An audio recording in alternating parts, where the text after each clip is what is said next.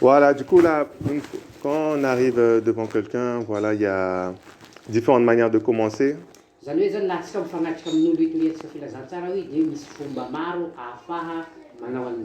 Voilà, du coup, ici à Madagascar, on voit un peu qu'il y a beaucoup qui sont déjà chrétiens.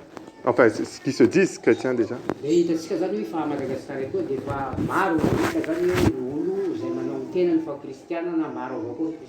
Voilà, du coup, une des manières, c'est de commencer à saluer et après de demander est-ce qu'elle croyait en Jésus.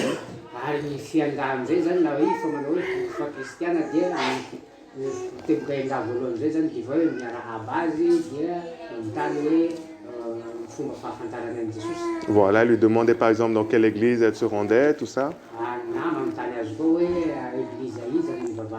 Si elle répond oui, et là de dire ah c'est très bien si tu crois en Jésus.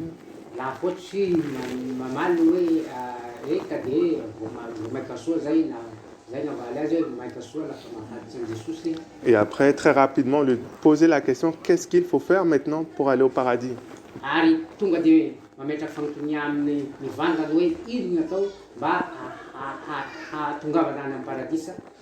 Voilà, et c'est à partir de cette question-là qu'on pourra savoir qu'est-ce que la personne croit vraiment.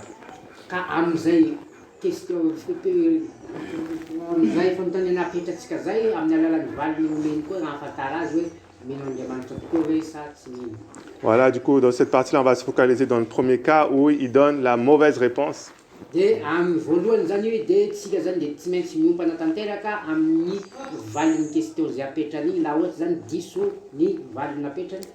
Voilà, et du coup, en général, la mauvaise réponse qu'ils peuvent donner, ça va être je prie, je vais à l'église, ou il faut faire des bonnes choses.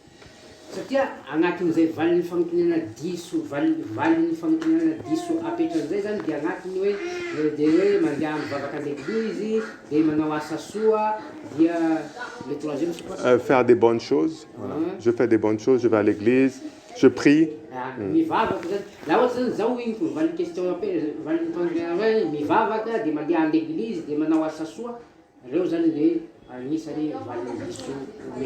Voilà, une fois qu'elle a donné cette réponse, on sait que ce n'est pas la bonne réponse, c'est là que maintenant on pourra commencer à lui annoncer la bonne nouvelle de Jésus comme il le faut.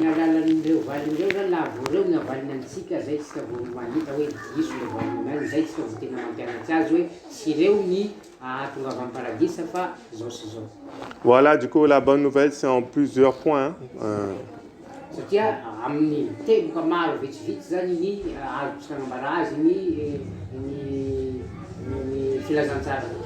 Voilà, le premier point, c'est que, voilà, si vous voulez noter pour noter ça, le premier point, c'est que tous les hommes sont pécheurs.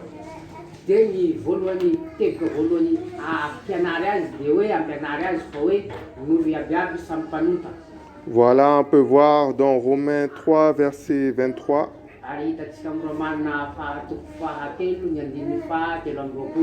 Voilà, je ne sais pas si quelqu'un voulait peut-être lire. Car... Ok, vas-y, tu voulais lire. On va quand même essayer de lire quand même quelques versets essentiels.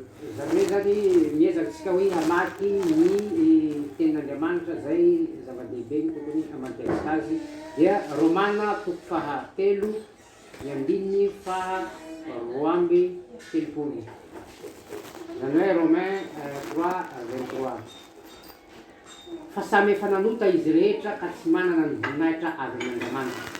Voilà, car tous sont péchés et sont privés de la gloire de Dieu.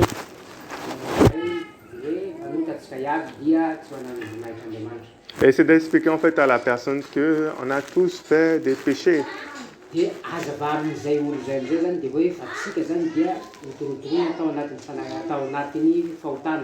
Voilà, que ce soit des gros péchés, que ce soit des gros péchés ou que ce soit même les plus petits péchés.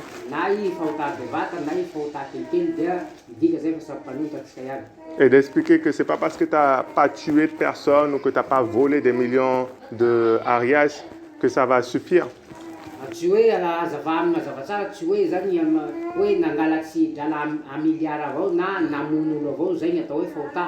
Mais même les plus petits péchés comme les mensonges, comme les mauvaises pensées, ça suffit à nous condamner.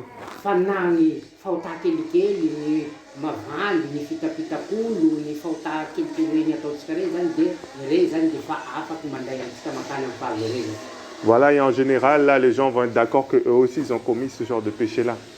Amin'ny ankapobeny hita mazava tsara zany fa olo zany samy tsy manday lafa volagny amin'ny mahampanota azy satria samy mpanota ny rehetra. Et du coup, après, ça nous emmène maintenant au deuxième point, c'est que maintenant, tous les hommes méritaient la condamnation. Ary lafa vitatsika ny hazava aminy zay sy nivaky aminy tenin'Andriamanitra eo, zay koa tsika vao mampianatsy azy hoe ny aby samy tian'Andriamanitra voavonjy ary manao akory ny fomba ahafahantsika mahazo famonjena. Voilà, dans Romains 6, verset 23. Hitatsika ao amin'ny Romanina toko fahaenina zay, Voilà. ny faha 2:30, 3:20. Romanina fahaenina ny andininy faha 3:20. Fa fahafatesana no tambiny ota ary fiainana mandrakizay no fanomezam-pahasoavana avy amin'ny Andriamanitra ao amin'ny Kristy Jesosy tompontsika. Voilà, du coup, il a expliqué que Dieu est juste et qu'il doit condamner les péchés. Dia hazava aminy mazava tsara fa Andriamanitra dia marina ary tsy mety diso ary marina ny fitsarany ary fa tsika rehetra dia mendriky ny eo Elohiny. Voilà, après on peut parfois donner des exemples. On peut dire par exemple quand quelqu'un a volé quelque chose dans ce monde ou il a fait quelque chose de mal, on ne le laisse pas comme ça, mais il y a une justice qui existe chez nous les hommes. Hazava aminy mazava tsara fa na ny fitsaratsika olombelo koa zany la manameloky fa laha misy olona angalatsy dia tsy maintsy misy fitsarana tsara azy, dia lafa meloky dia tsy maintsy sazy. Et expliquer que le Père qui est parfait, lui aussi, du coup, est forcément obligé d'être juste aussi dans ce qu'il fait. Mbaratsika mazava tsara koa fa amin'ny Andriamanitra tanteraka zay tsy mety diso dia marina koa gnazy raha ohatsika manameloka ny mpanota. Voilà, du coup, ça commence par une mauvaise nouvelle que les gens sont condamnés. Mais là, on arrive maintenant après à la bonne nouvelle, véritablement. Dia zay fagnazava zay zany raha hita dia mienga baka amin'ny vaovao ratsy zany amin'ny mampanotatsika kanefa zany dia misy hevitsy tsara zany ahafahantsika mahazo famonjena. Et la bonne nouvelle maintenant, c'est que Dieu a envoyé, troisième point, voilà, que Dieu a envoyé Jésus pour sauver tous les hommes. Ny vaovao tsara zao ny amintsika zao dia Andriamanitra zany naniraka ny Jesosy hagnavitsy olombelo. Voilà, du coup là on peut prendre le verset le plus connu, hein, Jean 3, verset 16.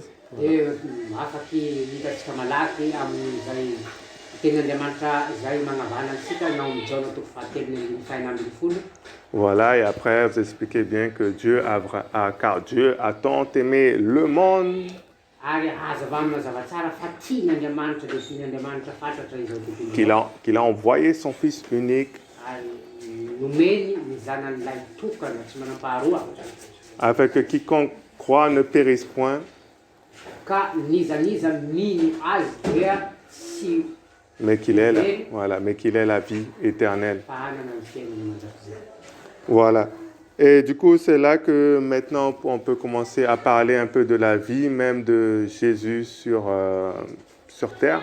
Zay amizay koa tsika vao afaky resaky hoe ny momba ny fiainan'i Jesosy tamin'ny tany eto. Voilà, du coup on commence par expliquer qu'il est né d'une femme vierge, Marie. Ary ambaratsika mazava tsara zany hoe fa izy dia nateraky ny virgine. Voilà, qu'il avait pas de père physique. Dikan'izay tsy mana baba olombelo. Voilà, ça peut paraître basique, mais il faut dire ça aux gens parce que parfois il y a plein de doctrines, plein de mélanges. Ary mety anahitsahirany avao koa amin'ny sasany zay fa mila ampianary mazava tsara satria misy ny sasany mifototra amin'ny doctrine zay doctrine manana fomba fijery hafa. Voilà, après expliquer que Jésus-Christ, après a grandi et vers l'âge de 30 ans, il annonce la bonne nouvelle. Ampianary azy amizay zany fa Jesosy lafa nitombo ny alehibe tamin'ny nahatratsy ny 30 tao nanomboky nitory ny filazantsara. Voilà, et que après son peuple jaloux va après le crucifier à la croix. Et ny vahoaka zany tamin'izay fotoan'izay dia nialina ny Jesosy nahatonga n'izy ireo ny nagnombo azy tamin'ny hazo fijaliana. Voilà, et qu'il va mourir, après on va le mettre dans un tombeau 3 nuits et 3 jours. Ary fatatsika mazava tsara fa maty nandritra ny 3 andro sy 3 haliky. Et qu'après les 3 nuits et 3 jours, Dieu va le ressusciter. Ary tamin'ny tafarany 3 andro sy 3 haliky io no nananganan'Andriamanitra azy. Voilà, du coup, bien expliquer c'est quoi ressusciter. Ça veut dire qu'il était mort, mais maintenant il est vivant. Ary mila hazava amin'ny mazava tsara hoe ino marina ny tokony atao hoe ny tenana tamin'ny maty hoe ny maty dia amin'izao fotoan'izao dia velona. Voilà, il a expliqué qu'après il s'est montré à ses disciples, il a marché avec eux, mangé avec eux, il les a même touchés. Hoy ary hazava aminy fa hoe lafa baky mitsangy dia nifanerasera tamin'ny mpianatra indreo niaraky nihina aminy ary niaraky nampianatra an'ireo mpianatra indreo. Il a expliqué qu'après il est remonté après en haut dans le ciel et maintenant il est assis à la droite du Père. Ary ampianarana azy amizay hoe dia lafa vita zay dia nitsanga nampiakary any an-danitra hoe amintsika mbola inany zao dia mipetraka ny fiavanana.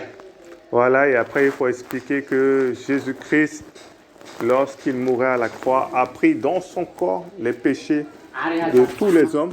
Ary hazava mazava tsara koa fa raha Jesosy lafa nomboana tamin'ny hazo fijaliana iny nanday kilakila ny aretintsika ny helokitsika iabiaby tambony hazo fijaliana iny.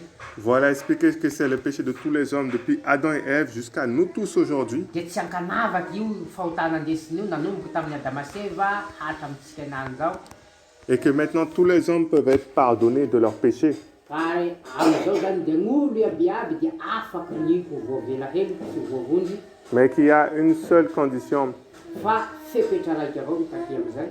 Et là, on pourrait maintenant citer la parole que Jésus a pu dire dans Jean 6, verset 47. Dia azontsika ambara zay amin'ny tenin'Andriamanitra zay tenen'i Jesosy tao amin'ny Jaona toko fahaenina ny andiliny fa Jean 6, verset 47. Jaona toko fahaenina ny andiliny faha fito amby efapolo. Ampoloko ndraiky Jaona toko fahaenina ny andiliny faha Oui, 6, oui, 6, 47. Lazaiko aminareo marina dia marina tokoa izay mino no manana fiainana mandrakizay. Et voilà, et de bien insister que c'est celui qui croit en moi qui a la vie éternelle. Zany hoe midika mazava tsara zay fa zay mino azy hoe Jesosy no manana fiainana. Voilà, insister sur le mot croire que Jésus a pu dire. Dia tsika zany tokony hifikitra tanteraka amin'ny teny hoe mino mba hahavoavonjy. Voilà, que c'est pas par le fait d'aller à l'église, de prier, Zany hoe tsy ny hoe fandehanantsika an'eglizy na ny fivavahantsika no hahavoavonjy voilà, de faire des bonnes choses ou donner de l'argent, na ny fanovaasa soa amin'ny zara-drala ho an'olo sy zay koa. mais parce qu'on croit au Seigneur Jésus maintenant qu'on a la vie éternelle. Fa ny finoatsika ny Jesosy amin'izao zany no azo antsika fiainana mandrakizay. Voilà, après il faut aussi les expliquer que Jésus-Christ est le seul chemin. Ary ampianary azy mazava tsara koa fa tsy misy lalana afa-tsy Jesosy raiky avao. Le seul moyen pour être sauvé. Ny fahafahana tokana zay ahafahantsika mahazo ny famonjena. Voilà, dans Jean 14, verset 6. Dia hitantsika amin'ny Jaona toko fahaefatra ambin'ny folo zay ny andiliny fahaenina. Jaona toko fahaefatra ambin'ny folo ny andiliny fahaenina. Nizao koa Jesosy taminy. Izaho no lalana sy fahamarinana ary fiainana, tsy misy olona makany amin'ny ray afa-tsy amin'ny lalana. Voilà, les expliquer qu'aujourd'hui, ce n'est pas en Mohamed, ce n'est pas en d'autres religions, témoins de Jéhovah, catholiques ou bouddhistes. Manomboka amin'izao zany dia mila hazava aminy fa tsy hoe finoa manahaka musulmana, katolika na bouddhiste finoa asiniany sy ny karazany no ahafaha mahazo an'izay. Voilà, mais qu'aujourd'hui, le chemin pour aller au paradis, c'est Jésus-Christ et lui seul. Fa ambara zany mazava tsara fa ny lalana tokana hiakarantsika amin'ny paradis any mba Jesosy raiky avao. Voilà, parce qu'en ce moment, bon, je pense que vous avez dû le voir aussi, hein. Satria zany hitantsika amin'izao fotoan'izao fa mety fa mahita avao koa nareo tsika iaby. C'est qu'il y a un regroupement de religions. Ny ankabeazany hamaroan'ny vongony finoana misy maneran-tany. C'est-à-dire que pour eux maintenant, en fait, toutes les religions en fait sont pareilles quelque part. Je sais pas. Amin'ny ankapobeny ireo finoana ireo dia hita zany hoe fa ohatrany mitovitovy avao. Voilà, je sais pas si quelqu'un avait déjà entendu parler de ça, non? Peut-être quelqu'un? Mety fa nahare an'izay tsika ary fa nahita zany ny resaka firongatany ny resaka tontolo ara-pinoana amin'izao zay mitovitovy ny dokoterin'ny misy aminy. C'est-à-dire que pour eux, chrétiens, musulmans, catholiques, tout ça, bouddhistes, c'est un peu pareil. Zany hoe zany ny katolika, ny bouddhiste, ny musulman, faut mitovitovy avao. Voilà. Personne n'a entendu vraiment parler de ça avant encore? Non? Pas de réaction, vous n'avez pas entendu parler? Non? Donc mba misy mahafanaritra zay fa tsy karaha tsy misy question zany fanontaniana fandididy an'izay. Non, peut-être c'est pas comme ça à Madagascar, ok, tant mieux. Mety tsy mitovy amin'izay na Madagasikara eto. Parce que, en tout cas, il faut être préparé au cas où si plus tard des gens veulent essayer de venir avec ce genre de doctrine ici également. Mety mahatsapa koa zany tsika hoe na hatrin'izay na hatrin'izao hoe manana resaka fomba fijery amin'ny resaka doctrine zay misy amin'ny finoa maro samihafa. Voilà, ce qu'ils peuvent dire par exemple, c'est que vous êtes basés sur, les chrétiens sont basés sur Abraham, musulmans aussi, hein, c'est basé sur Ismaël, mais c'est aussi Abraham, c'est le même Dieu. Zay hitantsika mazava tsara zany fa misy ny doctrine église zay misotrotra tanteraka amin'ny hoe Abrahama rainay, misy koa zany manahaka an'ireo raha musulman reo mifototra hoe mety hoe Ismaïl fe gn'ankabeazany zany de mifototra amin'ny Abrahama. Voilà, que ce soit bouddhiste aussi, c'est la même chose quelque part un peu. Ary hitantsika koa fa na amin'ireo bouddhiste reo avy zany na amin'ireo saolin reo aroy andrany de manahaka an'izay mifototry amin'ny olombelona. Voilà, du coup pour donner un peu une image, c'est comme si on a un peu une montagne comme ça. Zany hoe zany laha ohatsy aseho antsara zany de sahala hoe sary manahaky ny raha tendrombohitry. Voilà, et la vie éternelle, c'est arriver en haut au sommet. Zany hoe zany ny fiainana mandrakizay zany de ohary amin'ny resaky tendrombohitra de tsy ino zany fiainana mandrakizay fa mitendro ny tendrombohitry sy avy eny aloha. Voilà, et du coup pour les gens, le christianisme ou être chrétien, c'est un chemin qu'on peut prendre par ici, mais les autres musulmans, c'est un autre chemin par derrière, mais les deux arrivent en haut. Zany hoe zany laha mazava tsara de hoe samy manana ny lalaram-besy reo, ohatry ny kristiana mandeha lala bakato, ny musulman mandeha araky fa ny tanjona iresany zany de hoe samby teo avy amin'ny paradis hoe. Voilà, du coup il faut faire attention, ils peuvent dire oui, ils peuvent dire si, mais pour eux souvent, c'est un peu cette image-là que c'est juste un autre chemin pour arriver. Ary midongany hitandremantsika zay mety hamaly hoe eka na tsia fa ny tena raha ny tena raha hita maso zany de hoe misy lalana zany zay tsy maintsy alany lalovany zany ahaizany zany hoe atsapany hoe ho avy amin'le tanjona le fiainana mandrakizay. Voilà, alors que la réalité, la Bible dit que celui qui n'a pas le Fils n'a pas la vie éternelle non plus.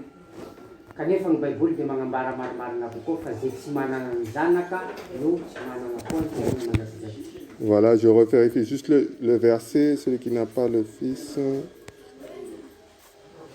Voilà, 1 Jean 2, verset 23 par exemple. Zay hitantsika amin'izana voalohany Voilà, 1 Jean 2, verset 23. 1 Jean chapitre 2. Voalohany 1 Jean 5, 12 aussi, peut-être. Ny andininy fahatelo amby roapolo. Attends, on va voir 1 Jean 5, 12 aussi. De mety ho hitantsika amin'izana voalohany avao koa toko fahadimy ny andininy faharoa ambin'ny folo. Ah oui, 1 Jean 5, 12 plutôt, voilà. 1 Jean 5, 12. Zany hoe jaona toko fahadimy ny andininy faha. Voilà, celui qui a le Fils a la vie. 1 Jean 5, verset 12. Zay manana ny zanaka no manana ny fiainana mandrakizay. Et celui qui n'a pas le Fils de Dieu n'a pas la vie. Fa zay tsy manana ny zanak'Andriamanitra de tsy hanana ny fiainana mandrakizay. Voilà, et c'est aussi simple que ça. Si tu n'as pas Jésus-Christ, tu n'as pas le paradis, tu n'as pas la vie éternelle. Tsotra zay de mazava tsy miolaky fa lafa tsy manana Jesosy de tsy manana ny fiainana mandrakizay. Voilà, c'est pour ça, ça c'est un point aussi qu'il faut accentuer, que Jésus est le seul qui peut nous emmener au paradis. Zay zany de teboka lehibe zany ahafahantsika zany fikiratsika fa ny raha tiandia any amin'ny paradisa zany dia Jesosy raiky avao. Voilà, après il y a aussi le verset dans Timothée, car il y a un seul intermédiaire entre Dieu et les hommes. Ary mety mahita koa tsika tenin'Andriamanitra amin'ny Timothée voalohany fa milaza fa hoe mimpanelanera raiky avao ny ahafahantsika mankany amin'ny raiky. Voilà, ça c'est d'autres versets qui peuvent aussi être rajoutés. 1 Timothée 2, chapitre 2, verset 5. Timothée voalohany toko faharoa ny andininy fahadimy vaky toy izao fa iray no Andriamanitra ary iray no mpanelanelana amin'ny Andriamanitra sy ny olona dia Kristy Jesosy izay olona. Voilà, du coup, une fois qu'on a accentué tout ça, maintenant on peut parler aussi, accentuer à nouveau que maintenant, si on croit seulement au Seigneur Jésus, on est sûr d'aller au paradis. Lafa tsika zany nanolotra amizay niompana amizay zany dia tokony miompana tanteraka amizay koa tsika miresaka hoe ino ny fomba atao mba ahazo antsika antoka ny ahazo antsika fiainana mandrakizay. Voilà, expliquer que maintenant Jésus-Christ est dans les cieux, mais qu'un jour il redescendra. Ary ambara azy zany fa Jesosy amizao dia andanitsy agny zany fa tsy maintsy mbola iveriny. Voilà, la Bible dira que ce sera pour condamner ceux qui n'ont pas cru à cette bonne nouvelle. Ary ambara fa ny fijotsoany bakao ndraiky zany dia hagnameloka ho an'izay rehetra tsy nino. Expliquer aux hommes qu'un jour tout le monde va ressusciter. Ary ambara amin'ny mazava tsara zany fa hoe amin'ny andro farany dia samby hitsangana amaty gn'olo iaby. Voilà, les uns pour la perdition, dans l'enfer et le feu. Zany hoe zany misy mitsanga mankany amin'ny fahaverezana mandrakizay any amin'ny afobe. Et les autres pour la vie éternelle avec Ary Jésus-Christ. misy mitsanga ho any amin'ny fiainana mandrakizay miaraka amin'ny Jesosy. Voilà, et après les dire que l'objectif après, c'est d'encourager à aller à l'église, tout ça, de prier, mais pour garder la foi jusqu'au bout, jusqu'au retour de Jésus-Christ. Ka nitandrina akindretsika amizay zany dia hoe lasa hanentana an'le olo, hampianatra an'le olo ho avy an'eglizy hivavaky fa sa hitao sady hitanjaky mafy dia mafy ny finoany. Voilà, après là, vous pouvez par exemple reposer la question. Alors maintenant, de ce que tu as compris, de ce que tu as pu lire dans la Bible, Zany lafa vita zay hoe dia afaka mametraka fanontaniana hoe azonao ve le raha niazava mba fa namaky baiboly va iha. qu'est-ce qu'il faut faire maintenant pour aller au paradis? Ary tony azo koa hoe ino ny atao amizao mba ahafaha mankany amin'ny paradisa. Voilà, une fois que vous posez ça, si la personne a compris, elle va dire c'est uniquement par la foi. Ary lavatsika mametraka an'izay fanontaniana zay zany ka azony mazava tsara ialana zavatsika zany dia mety hamaly hoe amin'ny alalan'ny finoana. Voilà. Voilà, après vous pourrez demander est-ce qu'il faut faire quelque chose en plus ou pas? Ary ampianarana tony azo ndraiky hoe ka mo misy zavatra ankoatsin'izay koa va atao. Voilà, après si elle vous dit non, c'est rien d'autre, c'est juste la foi. Ary lafa iny mivola manao hoe tsy misy hafa afa-tsy ny finoana avao. Voilà, là vous pourrez alors prendre contact avec elle et voir aussi pour qu'elle puisse venir à une des cellules ou à l'église aussi avec vous. Zay amizay tsika mangalaky contact mangalaky zany mombamomba azy amin'izay zay ary mitaona azy zany hiara-mivavaky na hiaraka amintsika amin'ny selily zay misanga. Voilà, si elle ne va pas déjà à l'église, bien entendu. Raha ohatsy tsika handeha an'eglizy. Voilà, si elle va à l'église déjà, ben, vous pouvez toujours garder contact avec elle comme une amie ou un ami. Voilà, un Zany ami. hoe zany raha ohatsy koa efa mivavaka avao zany dia mila hanotontsika zany amin'ny alalaky fanerasarana aminy amin'ny contact. Voilà, mais je pense que souvent, même après avoir expliqué ça, les gens n'ont pas compris forcément directement. Ary mino koa fanadiany hazava aminy io misy avao koa gn'olo sasany zany tsy te hihino. Voilà, du coup, ça peut arriver quand on dit qu'est-ce qu'il faut faire alors, et la personne répète la même réponse que celle du début en disant il faut faire des bonnes choses, il faut aller à l'église. Ary na dia mametraka fanontany amintsika dia satria efa tsy tahiny avao no fahatanda dia tsy maintsy vaniny question igny avao igny avao tanjahany hoe manao asa soa mivavaky mandeha an'eglizy. Et c'est là qu'on peut parler une des histoires que nous on aime bien reprendre beaucoup, hein, c'est des deux malfaiteurs qui étaient crucifiés avec Jésus. Zay tsika vao manohatsy aminy amizay zany mangalaky nohatsy aminy zany le reny jiolahy mpangalaky roe zay niara-nomboanaka amin'ny Jesosy reny. Voilà, et du coup les expliquer que lorsque Jésus-Christ était crucifié, il n'était pas seul. Hazava aminy fa Jesosy lafa nomboatsy raiky avao nomboa tamin'ny hazo fizakena. Voilà, mais qu'autour de lui, il y avait deux autres malfaiteurs. Fa magnodidy azy zany dia misy mpanao ratsy roe nomboa miaraka aminy. Voilà, qui eux méritaient vraiment de mourir à la croix. Ary reo olo roa reo no tena mendriky ho maty ambony hazo fijalia eny.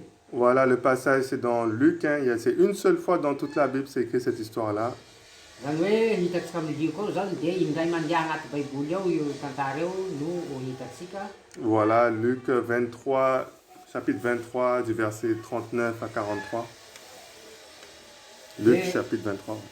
Dioka toko faharoapolo ny andininy chapitre 23, versets 39 à 43. Zay hitatsika ao amin'ny andininy faha sivy amby telopolo ny mijano amin'ny faha roa amby telopolo. Dia vakitsika ny anaran'i Jesosy ary ny anankiray amin'ireo olon-dratsy nahantona teo aminy ireo dia niteny ratsy azy ka nanao hoe tsy ianao va no Kristy, vonjeo ny tenanao sy izahay. Fa namaly kosa ilay anankiray sady nananatra ny namany ka nanao hoe moa ianao koa tsy mba matahotra an'Andriamanitra na dia izao samy voaheloka izao aza. Ary marina ny anamelohany antsika satria mandray ny valiny nataontsika isika. Fa ity lehilahy ity kosa tsy mbola nanana zavatra tsy mety na dia iray akory azy na dia kely akory aza. Ary hoy izy Jesosy io tsarovy aho rehefa avy amin'ny fanjakanao ianao. Dia Jesosy dia hoy Jesosy taminy lazaiko amina marina tokoa anio no hiainanao haonanao amiko any amin'ny paradisa. Amen. Voilà. Et du coup, elle les expliquait que cet homme-là était un malfaiteur qui avait fait des mauvaises choses. Ambara mazava amin'ny tsara hazava aminy fa io lehilahy voalaza amin'ny tenin'Andriamanitra ity dia mpanao ratsy zany ary tsy misy raha soa nataony fa nanao ratsy raha zavatra navita zavatra meloka. Et qu'il méritait, lui, de mourir sur cette croix-là. Ary mendrika azy no maty ambony hazo fijaliana eny. Mais il s'est tourné au Seigneur Jésus. Kanefa izy dia nitody tamin'Andriamanitra. Et elle lui a dit, souviens-toi de moi lorsque tu reviendras dans ton Ka royaume. nanao amin'ny Jesosy hoe mba tsarovy ao ilay Jesosy lafa fanjakanao iha. Il a fait la seule chose qu'il fallait faire. Raiky avao raha tokony natao raiky avao nataony tsy raha maro. Il a cru au Seigneur Jésus. Dia nino any Jesosy avao hoe. Et Jésus lui a répondu, ce soir même, tu seras avec moi au Ary paradis. namaly azy Jesosy hoe izao dia izao ihany iha dia hitanao ao paradisa. Et les expliquer qu'aujourd'hui, c'est pareil également pour chacun d'entre nous. Ary hazava aminy zany fa mba manahaka an'izay avao koa amin'ny andro iainantsika zao mitovy ho amin'ny olona rehetra. Voilà que si on croit seulement comme lui, il a pu faire, Zany hoe zany laha vao mino avao tsika manahaka ny nataon'ity lehilahy ity on est sûr d'aller au paradis également. dia azotsika antoka fa handeha any amin'ny paradisa koa tsika. Voilà, il n'a pas eu le temps d'aller rendre peut-être ce qu'il avait volé ou de demander pardon aux gens. Hitatsika lehilahy ity fa tsy nanam-potoa sasy hameregnany na hifonany amin'ity na raha nataony aby na hampipoliany ny raha n'olona angalariny. Mais il a fait la seule chose qu'il fallait, c'était croire au Seigneur Jésus. Fa raha raiky tokony natao avao zany no nataony dia nino any Jesosy.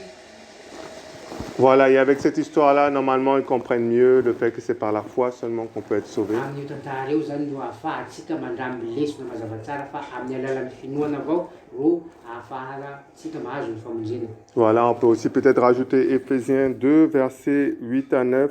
Ary azotsika ambara koa vakina koa ny any amin'ny Efesiana toko faharoa ny andininy fahasivy.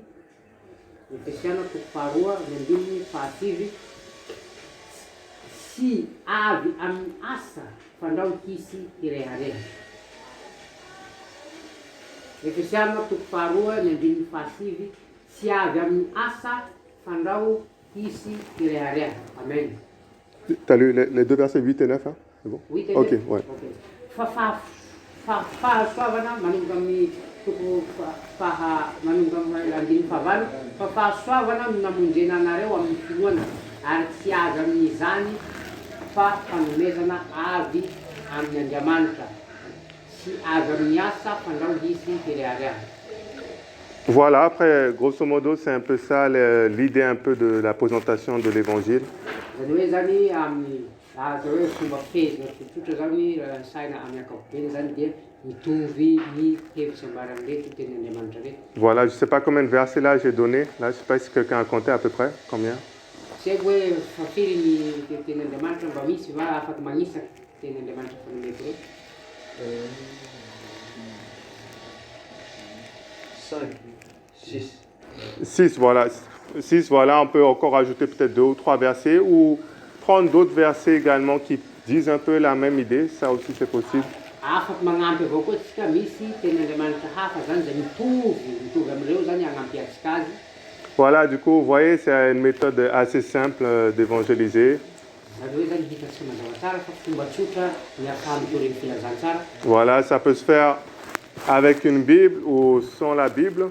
Zany hoe zany azo sika atao mitoro filazantsara na tsy manday baiboly aza na manday baiboly satria tsy sarotsy mitoro filazantsara. Voilà, si vous le faites sans la Bible, ben, le mieux c'est de connaître quand même par cœur les versets et de les citer. Karaha atsika zany mitoro filazantsara zany tsy handay baiboly dia ny tokony ataontsika dia mila lanitsika tsy anjery ireo andiny soratra masina reo. Voilà, mais je pense que le meilleur c'est d'avoir, si vous pouvez, c'est d'avoir la Bible aussi, que les gens puissent lire aussi que ce que vous dites, pour montrer que ce que vous dites est vrai. Kanefa ny tena soa zany dia tsika mana baiboly zany dia lafa amin'olo itoriantsika reo tsika dia mila atoritsika azy ho hitany hoe toy raha vaky aminao zao. Voilà, du coup ça dépend un peu du temps souvent qu'on peut avoir avec la personne. Ary miankina amin'ny fotoa anagnatsika koa zany fotoan'le olo itoriantsika iny. Voilà, du coup si on a le temps, on a la Bible et la personne même peut le lire, c'est mieux encore. Raha atsika mana fotoa zany dia hoe amin'ny olo itoriantsika filazantsara iny dia azontsika atao miara-mamaky aminy amin'ny baiboly. Voilà, et du coup après cette évangélisation, l'objectif c'est d'avoir gardé le contact avec la personne. Zany hoe zany mitandrotsika amin'ny fitoriana filazantsara io zany mba ahazoantsika mifanerasera amin'ny olo itoriantsika eo. Voilà, du coup si elle va déjà à l'église, ben, essayez quand même de garder contact pour l'encourager à rester voilà, fidèle. Raha ohatsy ka olo fa mivavaka fampandeha an'eglizy avao zany dia mila mifanerasera aminy isika dia mila mba ahafahantsika manoro hevitsy aminy mba tsy ho lataka. Voilà, l'objectif c'est pas d'aller tirer des personnes d'autres églises et de les ramener à nous. Ka ny tandrotsika zany tsy hoe haninto olo baka fa mivavaka amin'ny fiangonana hafa any mivavaka amintsika to. Mais c'est plutôt l'édification, que les gens puissent grandir dans le Seigneur. Fa ny fampitomboantsika azy fampianaratsika azy mba ahafahany mitombo amin'ny fanarahandia ny tompo. Voilà, et si elle ne va pas à l'église encore, c'est là qu'on peut l'inviter, comme on parlait la dernière fois, aux cellules qui peuvent être faites dans la semaine. Raha ohatsy ankoatsin'izay olo tsy mivavaka ny itoriantsika iny zany dia anjaratsika amin'izay koa manasa azy handeha hisorotoka amin'ny cellule na izay fanahorisika eo. Et également à l'église le dimanche. Ary amin'ny alahady koa zany dia manasa azy koa tsika hivavaky handeha am-piangonana. Parce que le problème qui peut se passer, c'est que la personne peut-être peut recevoir la parole vraiment de bon cœur au début. Ary ny olana mety hisy zany dia hoe io olo nitoriantsika eo zany dia fa tena mandray am-po an'le raha nitori aminy. Mais si après on la laisse comme ça, elle peut après perdre le chemin, perdre le bon chemin. Kanefa zany laha atsika ro kivy ka engatsika zany tsy toroatsika zany dia mety lasa mankany amin'ny fahaverezany zany. Voilà, c'est pourquoi c'est bon de garder contact avec elle, de la voir régulièrement pour voir la parole de Dieu grandir. Zany mahasoa antsika zany dia hoe mifanerasera aminy ary mifampiaraka amina koa mifanerasera aminy mba ahafahantsika zany mitaona azy zany mba hahazo azy mivavaky hitombo amin'ny fanarahandiany ty. Voilà, du coup c'est ça un peu pour la partie évangélisation, comment être sauvé. Zay zany ny miankina amin'izay zany mikasiky ny resaka fitoriana ny filazantsara sy ino ny atao mba havoavonjy. Voilà, du coup là je vais juste poser un peu la base. Hein. Zany hoe zany ny ataoko teto zany dia sahala zany mametraky zany base zany ilasika amin'izay fitoriana ny filazantsara. Voilà, après on peut toujours aller beaucoup plus loin dans accentuer encore plus la foi, accentuer, parler de la loi, parler de tout ça, mais là au moins il y a la base déjà. Dia afaka izay koa tsika vao afaka mamelabela tsy raha maro samihafa mahakasiky ny finoana, mahakasiky ny fampitoloana ny resaka fahalalàn'Andriamanitra sy ny zavatra maro samihafa. Ok, du coup maintenant je peux parler, maintenant une fois qu'on a la base, maintenant parler comme je disais, commencer par rajouter, parler maintenant des 5 thèmes. Hein. Zany hoe lafa mametraka an'ireo base zao tsika dia zany koa tsika dia hiditra amin'ny resaka loha-hevitra dimy izay faneresantsika avao koa reo. Voilà, du coup les 5 thèmes, comme je disais, les 3 premiers concernent, où on parle vraiment plus des 3